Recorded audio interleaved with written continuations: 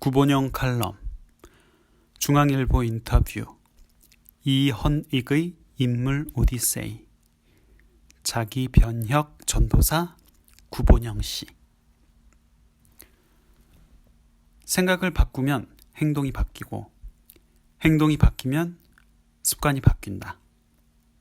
습관이 바뀌면 마침내 운명이 바뀐다. 이 아름다운 금원이 지금 시대적 토네이도가 되어 돈바람으로 몰아치고 있다. 저 멀리 앞서가는 사람들은 광란의 질주를 벌이고, 뒤처진 사람들은 망연자실, 분열적 정체성 상실에 시달리는 세상이다.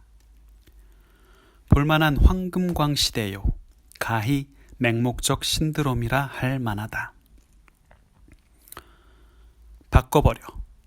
아주 싸그리 확 바꿔버리자는 이 싸그리 열풍 속에서 우리는 과연 무엇을 바꾸고 무엇을 안 바꿀 것인지 문득 한번 웃고 고개를 돌려 바라볼 필요가 있지 않을까?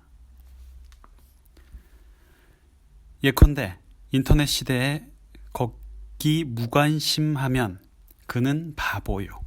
초등학생이 휴대전화기를 들고 다니거나 빚 잡혀 주식 사는 것 또한 바보 같은 세태다. 그렇다면 무엇을 바꿀 것인가? 답은 간단하다. 우리 각자가 나 자신을 제대로 들여다보고 변화한 시대에 맞춰 나를 철학적, 실용적으로 바꾸자는 것이다. 변화 경영 전문가를 자임하는 구본영 씨는 평범한 직장인에서 몇 년 전 문득 자신을 절박하게 들여다보고 변화의 전도사로 나선 보통 인물이다. 1997년 익숙한 것과의 결별이란 꽤 도발적인 제목의 변화 지침서를 펴내면서 그는 자신의 운명을 바꾸어 놓았다. 이 책과 함께 99년 낸 그의 두 번째 책 낯선 곳에서의 아침은 각각 10만 부 이상 나가 변화를 구하는 많은 사람들과 그를 동지적 유대로 묶었다. 그를 통해 그가 왜, 어떻게 변했는가를 들여다보는 것도 변화 앞에서 우왕좌왕하는 사람들에게 참고가 될 법해 그를 초대했다. 구 씨는 80년 IBM에 입사해 경영혁신 관련 업무에 종사하다 올해 3월 변화경영연구소라는 일종의 1인 컨설팅 회사를 차렸다. 나는 누구인가? 철저한 자문. 남이 보기에 잘난 것도 조금, 못난 것도 조금인 그에게 자기 혁명의 계기가 촉발된 것은 40대 중반의 누구에게나 찾아오는 육체적 변화 때문이었다. 눈은 침침해지고 머리도 벗겨지는 97년 그때, 야, 이렇게 늙어가는구나. 늙어가는 너는 도대체 누구인가? 지금까지 무엇을 해놓았단 말인가? 라는 깊은 상실감에 휩싸였다는 것이다. 그래서 그는 밥 먹고 잠자는 일상 방식부터 확 뜯어 고쳐보자는 매우 과격한 선택을 감행했다. 한 달간 휴가를 내 단식원을 찾아갔고 거기서 지금까지 인생을 총정리해봤다. 그 사유의 결과를 나처럼 고민하는 사람들과 공유하자는 뜻에서 펴낸 것이 익숙한 것과의 결별이었다. 한 내성적인 직장인의 평범하지만 절실한 고민과 불안이 뜻깊은 사회적 위치로 변화한 셈이다. 일상으로부터 탈출해 자신을 들여다보는 방법으로 흔히 홀로 산에 가거나 여행을 하는데 한 달간 단식원 생활은 좀 격하지 않은가? 익숙해진 일상을 완전히 폐기하고 싶었다. 단식은 투쟁이 아니라 상징적 행동이었다. 그만큼 불안에 떠는 나는 누구인가라는 자문이 절실했다. 그래서 단식하며 앞으로 자신의 행동 지침이랄까? 스스로를 어떻게 정리했나? 5가지 정도로 정리됐다. 첫째, 좋아하는 일을 찾겠다였다. 늦은 나이니까 오히려 좋아하는 일이 진짜 열정을 불러일으키리라 생각했다. 직장 업무를 발전시켜 변화 연구 전문가가 돼야겠다고 마음먹었다. 둘째는 내가 잘하는 걸 해야겠다로 나의 타고난 특장은 뭔가를 파고들었다. 그런데 생각나는 것을 글로 옮기는데 편하고 재밌었다. 나도 몰랐던 나를 발견한 셈이다. 책을 낼 용기도 그래서 생겼다.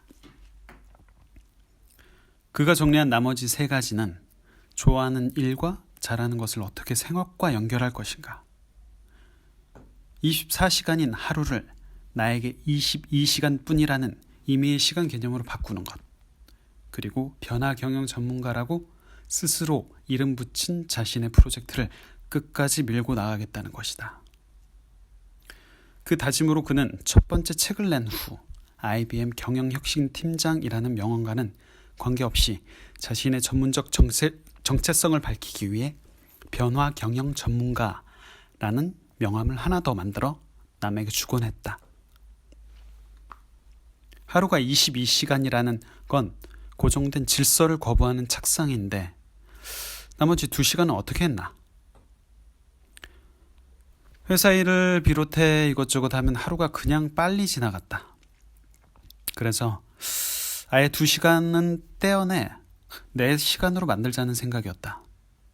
그게 술 먹자는 사람도 없고 가족으로부터도 방해받지 않는 새벽 4시부터 6시까지였다.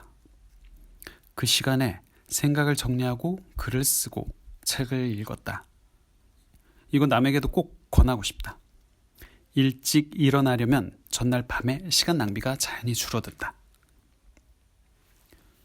그렇게 생각을 바꾸고 행동을 바꾸니까 실제로 어떤 변화가 찾아왔나? 3가지다. 첫째, 마음이 자유로워졌다. 내가 시키는 일을 하는 건 하나의 놀이처럼 느껴졌다. 둘째, 인생을 해석하는 관점의 통일성을 갖게 됐다. 변화라는 키워드로 나와 남을 보게 됐다. 셋째, 이 같은 지식으로 남을 도울 수 있다는 자부심이 생겼다. 끝의 말은 변화의 필요성을 느끼고 변할 의사도 있지만 어떻게 할지 체계적으로 모르는 사람들이 대부분인데 그들에게 도움이 됐으면 좋겠다는 것이다. 그리고 관점의 통일성은 구시처럼 변화를 연구하는 사람이든 아니면 다른 일을 하는 사람이든 한 가지 일에 매진해 어떤 수준에 이르면 얻게 되는 철학적 성취다. 우리 사회는 변하지 말아야 할 어떤 가치는 그냥 폐기 처분하고 별것 아닌 풍조에도 휩쓸려 돌아가는 습성이 있는데 변화하라고 지나치게 선동하는 건 문제 아닌가? 물론이다. 진보는 변화와 질서 사이의 균형이라고 생각한다.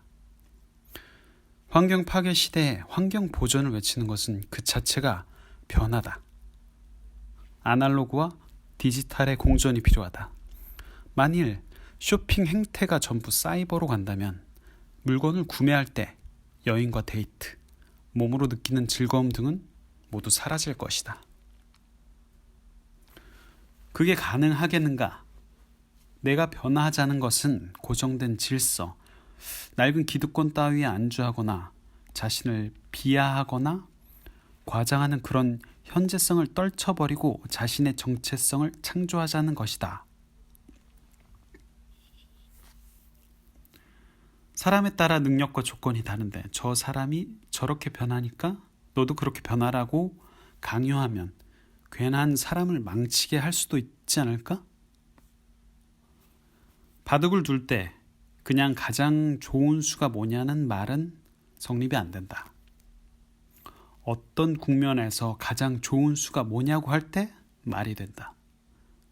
누구든 자신의 구체적인 현실 상황을 고려하지 않는 수는 좋은 선택이 될 수 없다.